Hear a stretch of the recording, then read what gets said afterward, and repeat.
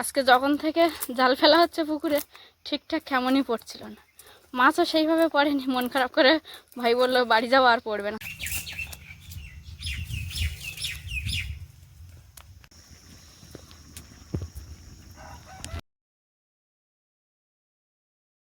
নমস্কার, আপনারা সকলে ভালো আছেন তো?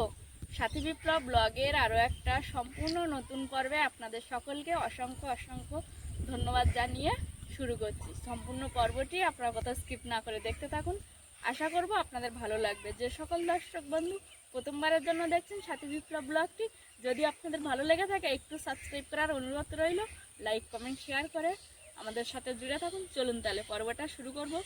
আর এই পর্বের শুরুতেই বলে রাখি, গত দিনে প্রচণ্ড ঝড় বৃষ্টির কারণে আমরা খুব টেনশনে ছিলাম, কারণ তাঁবু তোলা হয়েছে, সেই রাতেই ঝড় বৃষ্টি হয়েছে। তারপর দেখলাম না, ঝড় বৃষ্টি যতটা হয়েছে তার সঙ্গে মোটামুটি মোকাবিলা করা গেছে, খুব একটা ক্ষতি কিছু হয়নি, তবে পোলট্রি ফার্ম ভালো রকমই আছে। যাই হোক, এটা সবটাই আপনাদের আশীর্বাদ আর উপরওয়ালা মাথার উপর আছেন। তো চলুন। আর এই যে প্রকৃতি কখনো শান্ত, কখনো গম্ভীর, কখনো তাণ্ডব, ঠিক নেই, প্রকৃতির রূপ বড়ই বোঝা দেয়। তো চলুন পর্বটা শুরু করি। ম্যাক্সের ভ্যাকসিন নেওয়ার জন্য ফোন করেছিল নাকি? ডাক্তার আসছে? এগুলোতে কি করছো? পেরেক মেরে দিচ্ছ কাঠের সঙ্গে?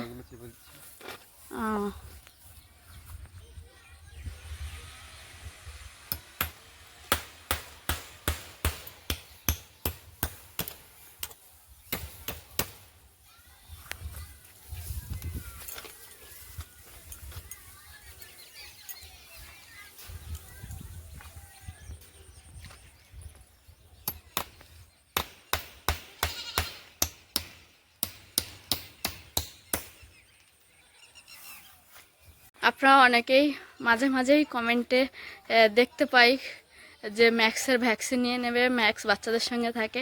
ও যেদিন আনা হয়েছিল সেদিন এমন সময় ভ্যাকসিনটা নেওয়া হয়েছিল যে আপনাদেরকে আমি দেখাতে পারিনি। তারপর এখন দ্বিতীয়, মানে সেই 6 মাস পর্যন্ত ছিল ভ্যাকসিনের ডোজটা, 6 মাস কমপ্লিট হয়ে গেছে।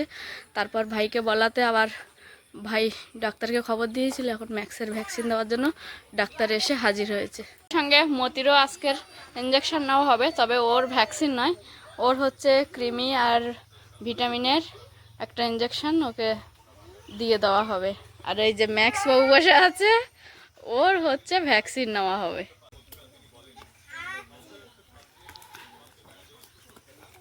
ছেড়ে দেবো? না না,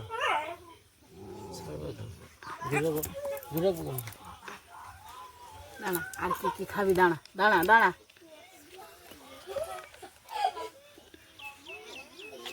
ডাক্তার দাস একটা ভেড়া ছিল, বিক্রি হয়ে গেছে না কেন? কিরাম দামটা আছে, বিক্রি করবেন নাকি? না, ওই একটাই পাটা পাটা দেখেছি, কিছু অনেক বড়, উনি কী করবেন? এর 22 কিলো আছে, 22 কিলো শুধু মাংস। মতির কমপ্লিট হয়ে গেছে। ম্যাক্সের সঙ্গে ওদেরও ইঞ্জেকশনগুলো নিয়ে নাও। হ্যাঁ, দীপশিকাদির বেশি করে দিতে হবে। কি খাবি সকালে? পড়াশোনা না করলে ইঞ্জেকশন দিয়ে যাবে।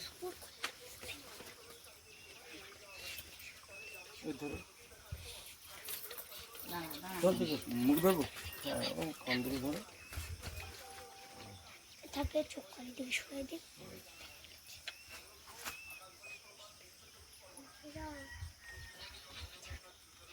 কেন এই ঝামেলা? না না, ভালো। দাঁড়া, অল্প একটু সময় দাঁড়া।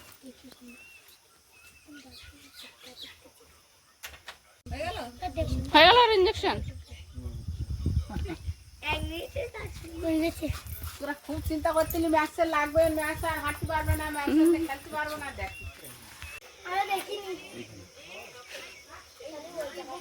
ম্যাক্স লেগেছে তোর?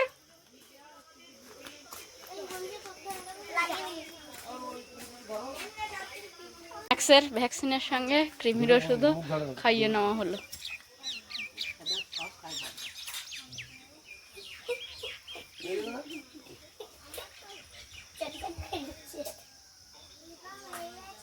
আমি যাচ্ছি, পরে নেবো, দাঁড়াও সবাই বস। আমি যাচ্ছি। সকালে খাওয়া দাওয়া কমপ্লিট করে এখন ভাই জাল নিয়েছে, পুকুরে মাছ ধরা হবে। সকালবেলাতে এসে অত্যাচার করছে, একবার আম খাচ্ছে, জাম খাচ্ছে, আবার আমের ভাগ নিয়েছে, আবার গাছ থেকে পেড়ে খাচ্ছে। আর মা এদিকে ছাগলের জন্য খড় কাটছে।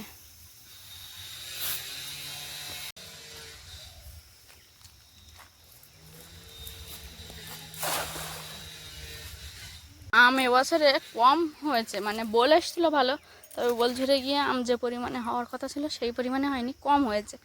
তবে যা কম হয় তার মধ্যে আমরা বাড়ির লোকে যেমন খাচ্ছি, বাচ্চাদেরকে তেমন দিচ্ছি, সেই সঙ্গে অন্যান্য পাখিরাও খাচ্ছে। এই যে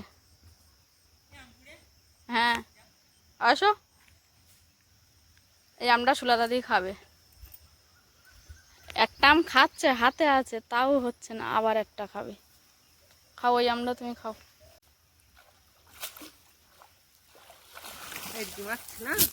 ওইটা টাম পড়েছে।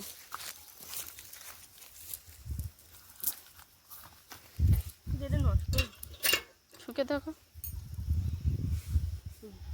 ভালো আছে, নেবে।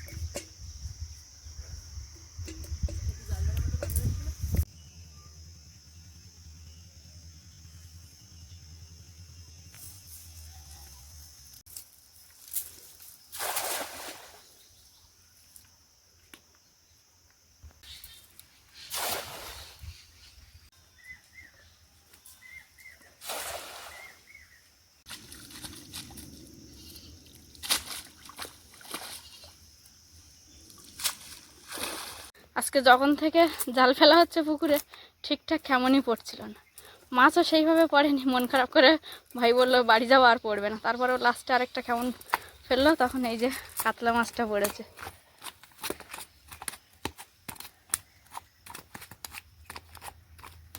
এই যে এই মাছগুলো দিয়ে ও বাড়ি পাঠিয়ে দিয়েছিল আমাকে, যে আর আজকের মাছ হবে না।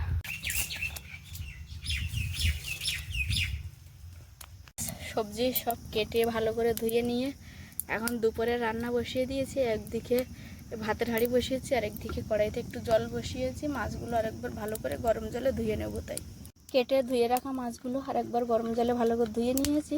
এবারে দেবো পরিমাণ মতো লবণ আর হলুদ।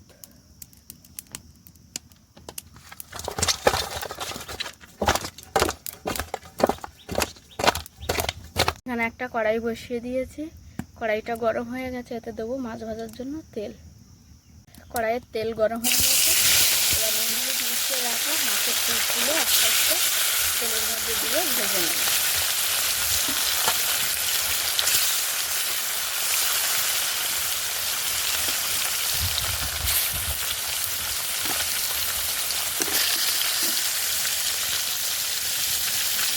মাছগুলো এক পিস করে ভাজা হয়ে গেছে, এবার আরেক পিস ভাজার জন্য উল্টে দেবো।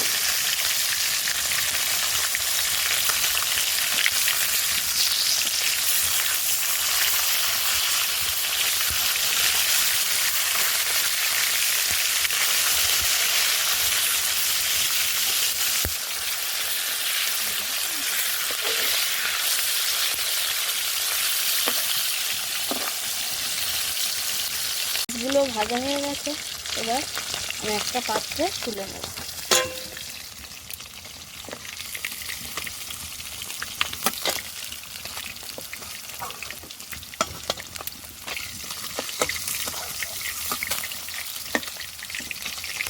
প্রথম কলায় বড় মাছের টুকরোগুলো ভেজে নিয়েছি, এবার এই যে ছোটো চারাগুলো ভেজে নেব, সব শেষে মাছের মাথা ভাজি।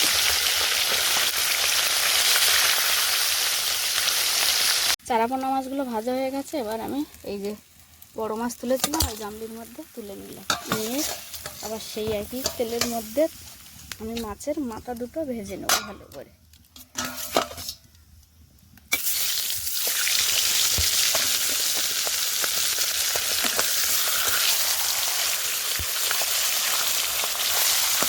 ভাজতে ভাজতে একটা থালার মধ্যে আমি কয়েকটা কাঁচা লঙ্কা ভাগে ভাগে চিড়ে নিয়েছি, 2 ভাগে রসুন থেতো করেছি, আর 1 ভাগে রসুন গোটা রেখেছি। আর এখানে ধনে জিরে মরিচ একসঙ্গে ভালো করে শিলনোড়ায় বেটে নিয়েছি। কাতলা মাছের মাথার টুকরো দুটো ভালো করে ভেজে নিয়েছি, তুলে নেব। ভাজার কড়াইতে কয়েকটা কালো জিরে দিয়েছি, 3টে চেরা কাঁচা লঙ্কা দিয়ে চিচিঙ্গে আলু একসঙ্গে ভাজা করে সেটা দিয়ে দিলাম। দেবো কয়েকটা গোটা রসুনের কোয়া, হাফ মতো লবণ আর একটু হলুদ।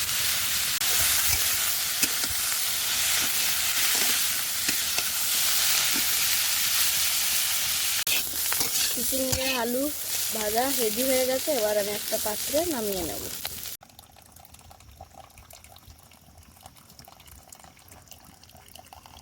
ভাত হয়ে গেছে, ভাত নামিয়ে দিয়ে ফ্যান ঝরাতে দিয়েছি। ভাজা নামিয়ে নেওয়ার পর সেই কড়াইতে তেল দিয়ে দিয়েছি, তেল গরম হয়ে গেছে, দিয়ে দেবো ছোটো করে রসুনের টুকরো, কয়েকটা সেরা কাঁচা লঙ্কা দিয়ে দেবো।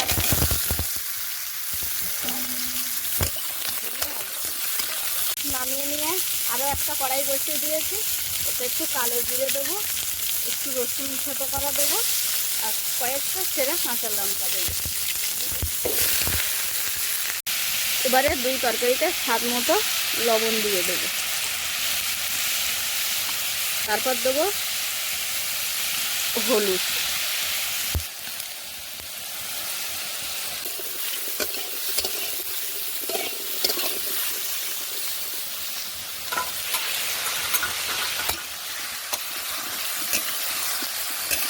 ঝিঙে কেটে কতক্ষণ জল ঝরিয়েছি, তারপরেও ঝিঙে সবজি থেকে জল বার হচ্ছে। মাছ ভাজতে ভাজতে এখানে শিলনোড়ায় আমি একটু সর্ষে বেটে নিয়েছি, ঢেঁড়সের তরকারিতে দেবো বলে। ঢেঁড়সের তরকারিটা তাড়াতাড়ি ভাজা ভাজা হয়ে গেছে, এবার এর মধ্যে জল ঢেলে দেবো পরিমাণ মতো। ঝিঙের তরকারিটাও ভালো করে ভেজে নিয়েছি, এবার জল ঢেলে দেবো। প্রথমে এই যে তারের যে জাল ছিল সেটা দিয়ে একটা ঘেরাও করে নিয়েছে, তারপরে এটা কি জাল ভাই? প্লাস্টিকের জাল দিয়ে আবার একটা ঘেরাও করে নিচ্ছে, মানে নিচটা তারের জাল দেওয়া আছে আর উপরটা প্লাস্টিকের জাল।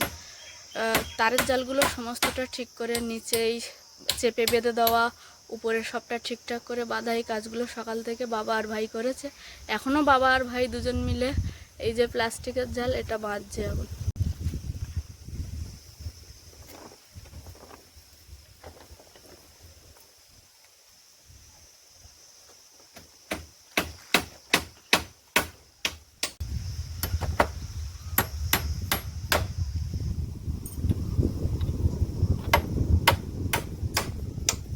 মা স্নান সেরে ঠাকুর পূজা দিয়ে আর ফার্মে বসে বসে চাটাই বানানোর জন্য, যে এটা কি বলে জানো মা?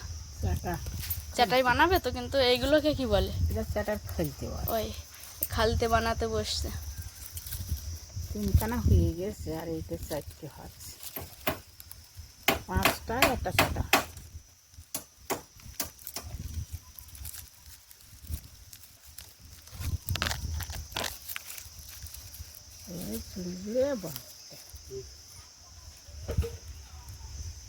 পুরো তরকারিতে জল ঢেলে দিয়ে আর ভাই বাবা মা কে কী করছে সেটা আপনাদেরকে দেখাতে নিয়ে গেছিলাম। ততক্ষণে বেশ ঝোলটা একটু মরে গেছে। এই যে ঝিঙের তরকারিটা বড় মাছ দিয়ে রান্না করলাম।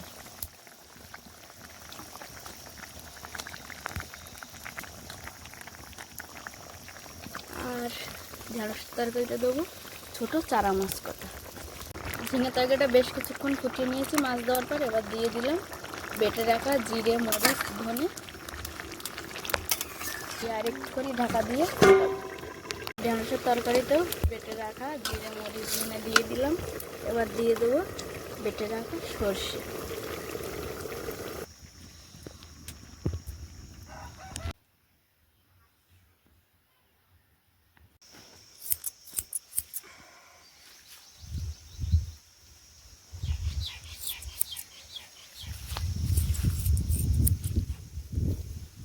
অনিমেষের বাবা মাথায় অনিমেষ চুল কাটে দিচ্ছে। বিপ্লব বাড়ি থাকলে মাঝে মাঝে বিপ্লবও কেটে দেয়।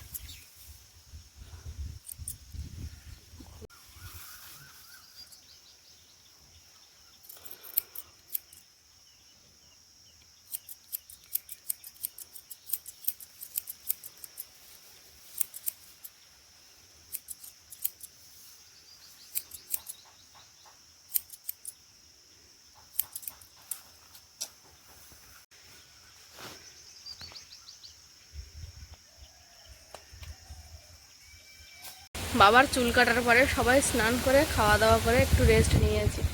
3টে সাড়ে 3টে বাজে, সেই সময় থেকে হঠাৎ ঝড় বৃষ্টি শুরু হয়েছে। আমাদের বাড়ির বাচ্চারা, এখনও বৃষ্টি হয়নি তবে মেঘের অবস্থা খুবই খারাপ, প্রচণ্ড ঝড় হচ্ছে। আমাদের বাড়ির বাচ্চারা জাস্ট পড়তে এসেছিল, ওদেরকে সব বলা হয়েছে তোরা বাড়ি চলে যা। জানি না ওরা কত দূর যেতে পেরেছে, তবে ওদের মানে আসার সময়ও অবস্থাটা খুবই খারাপ ছিল, যে কারণে আজকে আর মা পড়ায়নি। তো বলতেই ঝড়ের সঙ্গে 2-1 ফোঁটা করে বৃষ্টি পড়া শুরু হয়ে গেছে। আর যেদিন থেকে আমাদের বাড়িতে তাঁবু তুলেছি সেই দিন রাত থেকে আজ পর্যন্ত বেশ যেন প্রকৃতিও আমাদের সঙ্গে আর সাথ দিচ্ছে না। এতদিন বেশ ভালোই ছিল, এতটা ঝড় বৃষ্টি হয়নি, তবে এখন যেন তাঁবু তোলার পরে প্রতিদিন ঝড় হচ্ছে। ওই যে বলতে না বলতেই ঝড়ের সঙ্গে বৃষ্টি শুরু হয়ে গেছে, প্রচণ্ড পরিমাণে ঝড় হচ্ছে, সেই সঙ্গে বেশ বৃষ্টিরও জোর বাড়ছে। ভাই আর মা ফার্মে আছে আর আমি এদিকে ঘরে। ম্যাক্স ডাকছে কাউকে দেখতে না পেয়ে।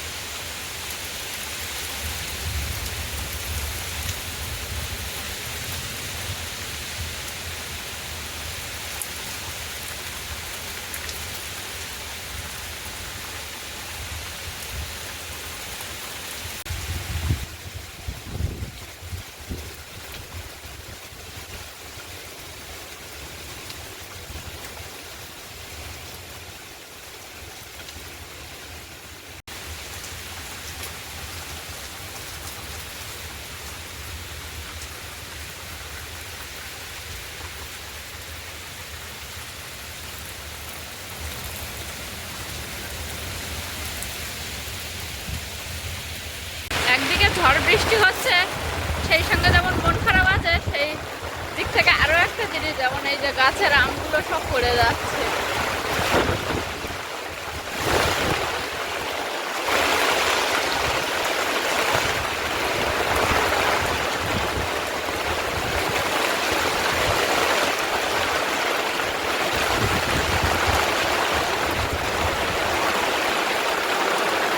এক ফসলা বেশ 1-1.5 ঘন্টা মতো ঝড় বৃষ্টি হয়ে এবার ওয়েদার একেবারে শান্ত হয়ে গেছে। প্রকৃতির এই খেলা যেন বোঝা যায় না, কখনো শান্ত আবার কখনো দুর্বিষহ হয়ে ওঠে।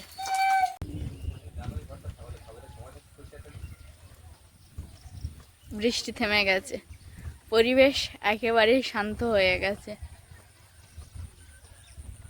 আমি এখন ফার্মের দিকে এসেছি, আর এই যে গাছটা, এই গাছটা একমাত্র সব থেকে বেশি আম আছে, প্রচণ্ড আম পড়েছে, তাই এখন বৃষ্টির পরে আম কুড়োতে এসেছি।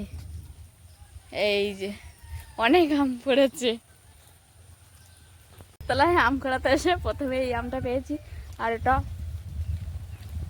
গাছ পাকা আম, বেশ টেস্ট। তাই এখনো আম কুড়ানো শুরু করিনি, একটা যেই দেখেছি বেশ গাছ পাকা আম, এটা খেতে শুরু করে দিয়েছি।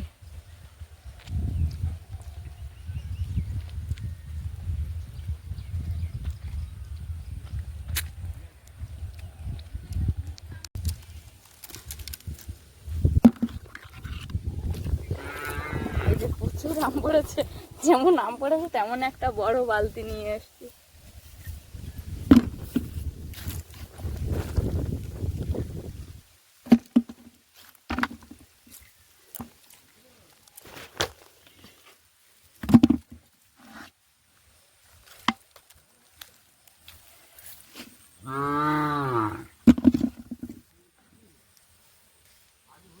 একটা গাছতলা থেকে এই আমগুলো পেয়েছি, এখন আরো আম গাছতলায় টুকটাক গাছ, ওগুলোতে খুব একটা বেশি নেই, তবে সেই গাছতলায় গিয়ে দেখবো কেমন কি পড়েছে। এই গাছতলার অনেকগুলো গাছ আছে এই লাইনে, কিন্তু খুব একটা বেশি আম নেই এই গাছতলায়।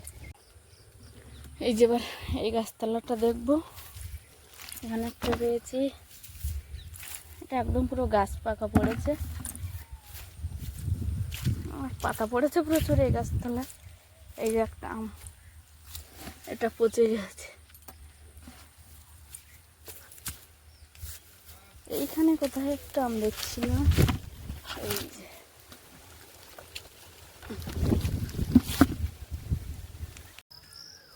এখানে একটা গাছ আছে আমাদের বাড়িতে ঢুকতে, এই গাছটায় আমগুলো এত বড় বড় হয়েছে, তা সব পড়ে আর কি ফেটে থিতলে যাচ্ছে। এটা ঘাসের উপরে পড়েছিল বলে আর থিতলে যায়নি, পাকার আর সময় হচ্ছে না, প্রতি সময় ঝড় হাওয়ায় পড়ে পড়ে ফেটে নষ্ট হয়ে যাচ্ছে আমগুলো।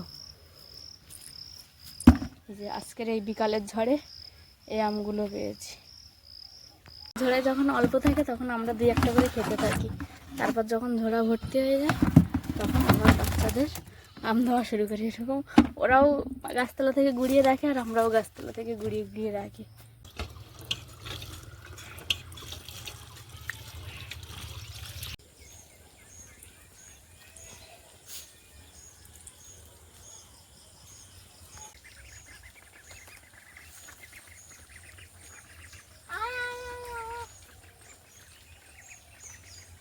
দীপশিকার আমি দুজনের রাস্তা দিয়ে যাচ্ছিলাম, দীপশিকার ডেকে দেখালো হঠাৎ একটা চন্দন জবা, তার একটাই পাপড়ি লাল হয়েছে, বাদ বাকি 4টে পাপড়ি অফ হোয়াইট কালার যেরকম হয় আর কি। এটা আমাদের এখানে চন্দন জবাও বলে এই ফুলটাকে। এই একটাই না দীপশিকা? হ্যাঁ, একটাই হয়েছে, একটাই পাপড়ি লাল হয়েছে। আমার হাত থেকে ছাড়িয়ে গেছিল, গিয়ে কাদা মেখে এসছে। ভাই বাজারে বেরিয়ে যাচ্ছে নাকি? আর এত ঝড় বৃষ্টি হয়েছে ভাই, আর বিকালবেলা কাজ করতে পারিনি, যা কাজ করেছে দুপুরের আগে পর্যন্ত। এখন বাজারের দিকে যাচ্ছে। আর এই যে এর আজকে 2nd ভ্যাকসিন হয়েছে, ফের ভাবলাম যে ভালো থাকবে, কিন্তু না, আমার হাত থেকে আজকে ছাড়িয়ে গেছে, এত এর গায়ে শক্তি হয়ে গেছে, গিয়ে আর বর্ষার পরে ছাড়িয়েছে, কাদা মেখে ভূত হয়ে এসছে। এই যে